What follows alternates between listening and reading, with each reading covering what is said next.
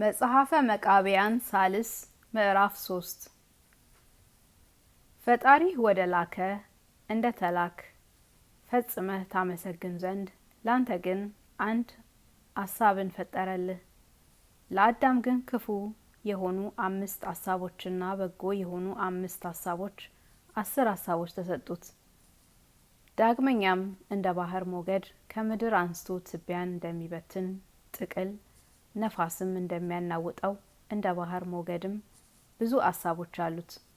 እንደማይቆጠር እንደ ዝናብም ጠብታ በልቡ ካለ ከማይቆጠር ካሳቡ ብዛት የተነሳ የአዳም ሀሳብ እንደዚያ ነው።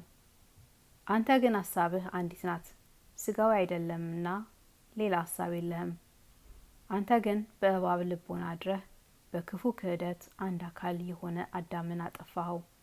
ሔዋንንም የእባብን ነገር ሰማች፣ ሰምታም እንዳዘዘቻት አደረገች። የበለስ ፍሬን ከበላች በኋላ መጥታ የእግዚአብሔር መጀመሪያ ፍጥረቱ አዳምን አሳተችው። የፈጣሪዋ ትእዛዝ ስለተደፋፈረች በሱ በልጆቿም ሞትን አመጣች። ለእግዚአብሔር በእውነተኛ ፍርዱ ከገነት ወጡ።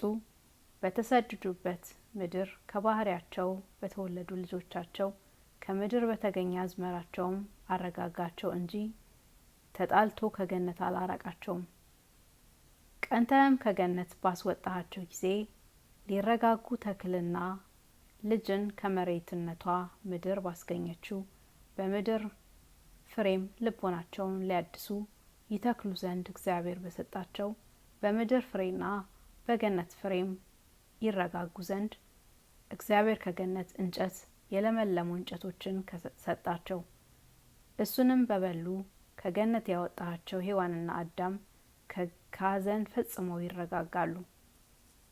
እግዚአብሔር ፍጥረቱን ማረጋጋት ያውቃልና ስለ ልጆቻቸው ከምድር ስለተገኘው አዝመራና ልቦናቸው ይረጋጋል። አሜኬላና እሾህ ወደምታበቅል ወደዚች ዓለም ተሰደዋልና ልቦናቸውን በውሃና በእህል ያጸናሉ።